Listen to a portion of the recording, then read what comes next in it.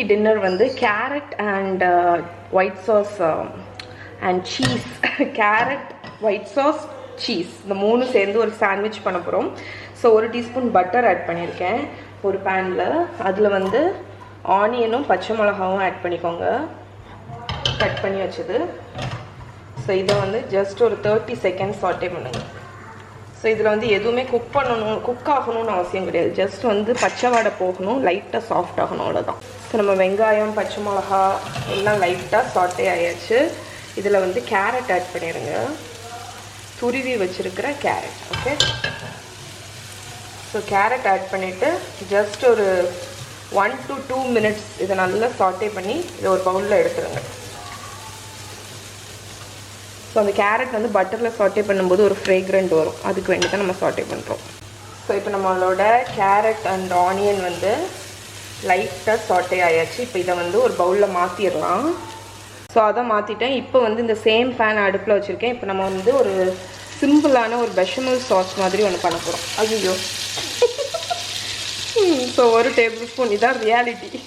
So ஒரு table spoon butter add பண்ணிக்கோங்க. So யூஸ்வலாக வந்து மைதா மாவு ஆட் பண்ணுவாங்க, பட் நான் வந்து கோதுமை மாவு இன்றைக்கி ஆட் பண்ணுறேன். ஓகே, ஸோ ஆட் பண்ணிவிட்டு அந்த கோதுமை மாவை அந்த பட்டரில் வந்து சாட்டே பண்ணி விடுங்க. ஸோ பட்டரில் ஒரு 1 மினிட் நல்லா சாட்டே பண்ணி விடுங்க. ஸோ இப்போ நீங்கள் 1 டேபிள் ஸ்பூன் பட்டர் ஆட் பண்ணுறீங்கன்னா ஒரு 2 டேபிள் ஸ்பூன் கோதுமை மாவு ஆட் பண்ணலாம். ஓகே, ஸோ நீங்கள் வந்து பட்டர் சாப்பிட மாட்டீங்க அப்படின்னா ஜஸ்ட் ஆயிலே வந்து ஃப்ரை பண்ணலாம். ஸோ அந்த பச்சை வாடை போகணும் மாவில், சரியா? அது வரைக்கும் ஃப்ரை பண்ணிவிட்டு பால் ஆட் பண்ணுங்கள். ஸோ பால் வந்து இது வந்து சில்லுன்னு உள்ள மில்க்கு தான், கோல்டு மில்க்கு தான் ஆட் பண்ணுறேன். காய்ச்சணும்லாம் அவசியம் இல்லை. ஸோ ஒரு 3/4 கப்லேருந்து 1 கப் வரைக்கும் பால். இது வந்து ரொம்ப சாஸியாக பாஸ்தா சாஸ் மாதிரிலாம் இருக்க வேண்டிய அவசியம் இல்லை. இது வந்து திக்காக தான் இருக்கணும், அதனால் அதுக்கு தக்கன பால் ஆட் பண்ணிக்கோங்க. இப்போ நம்ம இங்கே சாட்டே பண்ணி வச்சுருக்கோம்ல இந்த கேரட் ஆனியன் பச்சை மிளகா அதெல்லாம் ஆட் பண்ணிடுங்க. ஸோ இதுக்கு வந்து கூடவே கொஞ்சம் உப்பு, தேவைக்கு தக்கன உப்பு, அதுக்கப்புறம் பெப்பர் பவுடர். நீங்கள் வேணால் சில்லி ஃப்ளேக்ஸு அது கூட ஆட் பண்ணிக்கலாம். ஓகே, ஸோ இப்போ ஃபைனலாக ஒரே ஒரு ingredient Italian seasoning. Okay, so இது வந்து இருந்தால் ஆட் பண்ணுங்கள், இல்லைன்னா வேண்டாம்.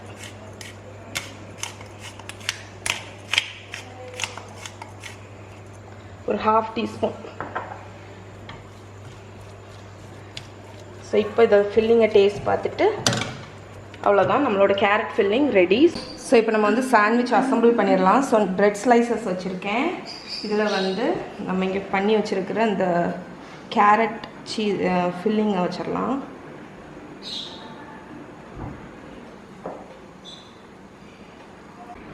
ஸோ இந்த சைடு வந்து லைட்டாக கெச்சப் வந்து தடவிக்கோங்க. ஸோ இது வந்து ஒரு லைட்டாக ஒரு புளிப்பு கொடுக்கும்.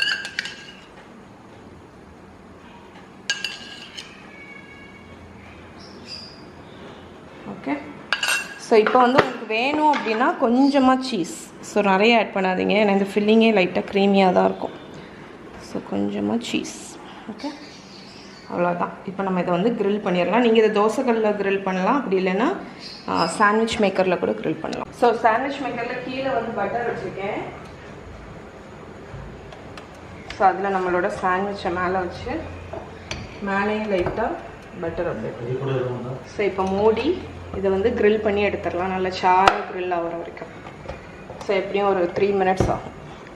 ஸோ நம்ம சாண்ட்விச் க்ரில் ஆகிருக்கோம். இப்போ ஓப்பன் பண்ணிடலாம். ஸோ எவ்வளோ கோல்டனாக இருக்குது பாருங்கள்.